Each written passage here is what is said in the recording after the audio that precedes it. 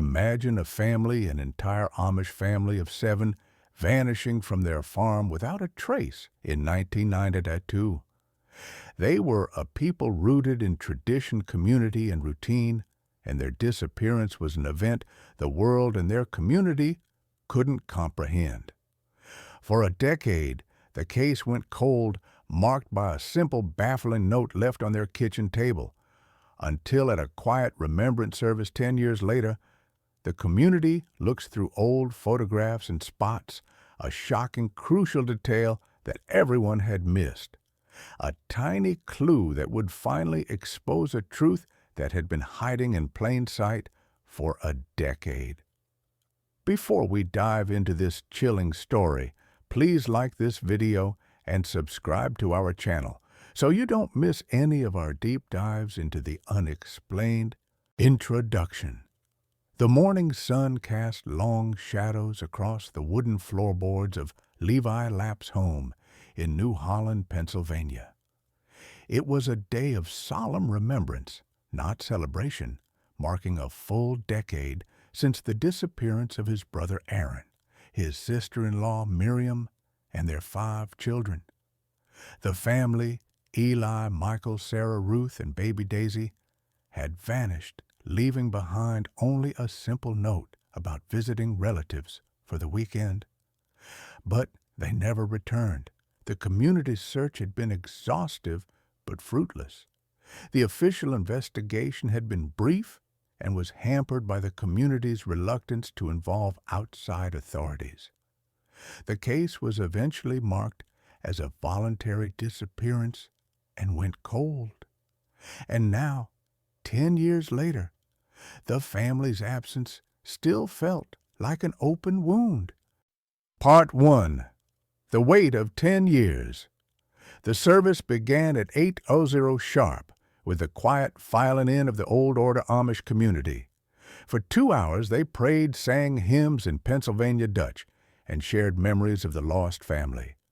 Now, as the clock on the mantel showed past 10, the formal service had concluded, and a small circle of close family and dear friends remained. Levi looked around the room.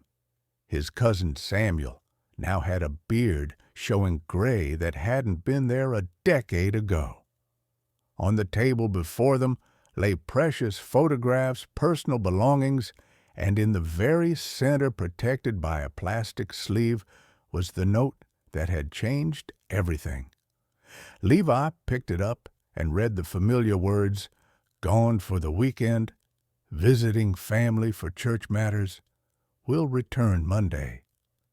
Every year we read this, and every year I wonder what church matters could have taken them away so suddenly, said Mary, Miriam's closest friend. And which family?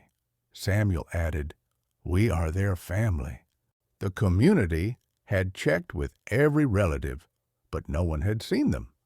The official police investigation had been brief, hampered by the community's reluctance to involve outside authorities beyond the initial report. After a week of questioning neighbors and finding no signs of foul play, the case had been marked as a voluntary disappearance and eventually went cold. "We did what we thought best." Joseph King said, "We are not a people who run to the English police with our troubles." "But they didn't return," Rebecca said quietly, "and now they gathered each year wondering if they should have done more." Part 2. The Unsettling Quiet. For a decade, the disappearance of the Lapp family remained a festering wound in the Amish community. The case didn't just go cold, it became a part of New Holland's emotional architecture. Its silence was a weight.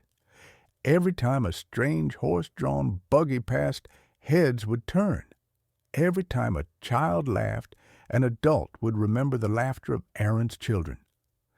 The community, already a close-knit group, grew even closer in their grief, but was haunted by unanswered questions. Levi Lapp, who had become the family's unofficial keeper of memories, would frequently pore over old boxes of photos and personal items, hoping to find a tiny clue a missing piece to the puzzle. Every lead, however, led to a dead end. The simple note was what made it all so confusing. Why would a father of five, a man of strict tradition like Aaron, leave behind his buggy and his Sunday clothes? It was completely out of character. The outside authorities, not understanding the intricacies of Amish life, were unable to find any motive. They could only assume the family had left of their own accord. But the Amish in the community knew better. They prayed, they hoped, but the answers never came. And as the years stretched on, the hope faded, and the mystery settled heavy in the hearts of everyone, making each passing year a somber burden. Part 3. The Photo Revisited. In 2002, exactly 10 years after the disappearance, another remembrance service was underway.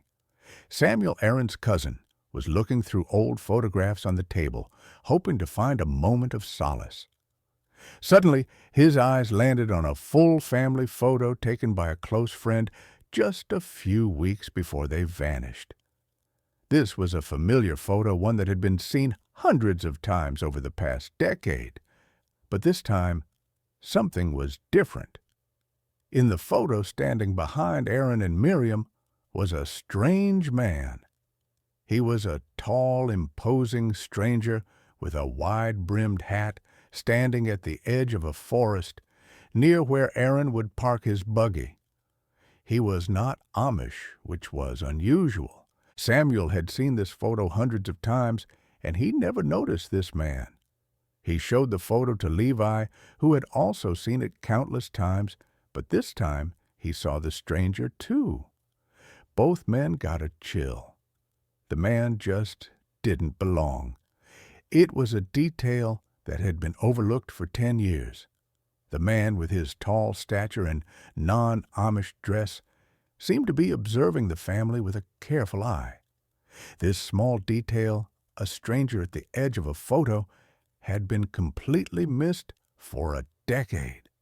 It was a clue the police had missed, a clue the entire community had missed. Piece by piece, the mystery was slowly, terrifyingly revealing a new and sinister truth. Part 4. The Unraveling Truth. Samuel and Levi took the photograph to the local police. Both were nervous. After years of silence and frustration, would the police believe them? But when they presented the photograph and pointed out the stranger, the police recognized it as a crucial lead. The man's hat and tall stature were distinctive, even though the photo was faded. The police began to investigate, and they soon identified the man as Joseph King, an Amish man who had been excommunicated from the community years ago for violent and non-compliant behavior. He had secretly returned to the community to visit a friend. Police officers found Joseph King living in a small, dilapidated shack about 20 miles from New Holland. He was living alone with a growing hatred for the community he had left. He confessed that he had met Aaron a few months before the family disappeared. He had tried to get Aaron's forgiveness in order to return to the community, but Aaron had refused. Joseph felt betrayed and humiliated, and he had sworn revenge. He had been stalking the Lapp family, and he had learned that they were going to visit relatives for the weekend. The family's note had been a clever deception. He had forged Aaron's handwriting, and the family's last words were a lie written by a murderer. Part 5. The Discovery and Legacy. Joseph King's confession shattered the peace of New Holland. The man who had killed the Lapp family was not a stranger. He was one of their own. He led the police to a dark, damp cellar beneath an abandoned farmhouse in the woods where he had buried the bodies. The remains of the Lapp family were found exactly 10 years after they had disappeared. It was a moment of profound sadness, but also a moment of release. The truth was out, and the family could finally be laid to rest. Joseph King was arrested and sentenced to life in prison. The legacy of the Lapp family is not just their tragic story, but also a lesson for both the community and the police. Their story changed how the Amish community approached missing person cases, forcing them to trust outside authorities more. It also became a cautionary tale for police, teaching them that even the smallest, most overlooked details can be the key to solving a cold case. The disappearance of the Lapp family came to an end, but it left a deep scar on the community's heart. The truth of their disappearance was revealed, but their pain remains. The Lapp family's story is a haunting testament to buried secrets and a truth revealed too late. It leaves us with a lingering question: what truly drove a man to such a horrific act? If this deep dive into true crime and unsolved mysteries captivates you, please consider subscribing to our channel and hitting that notification bell. Leave a like and share your theories in the comments below. Your support helps us bring more compelling stories to light. Thank you for watching, and we'll see you in the next one.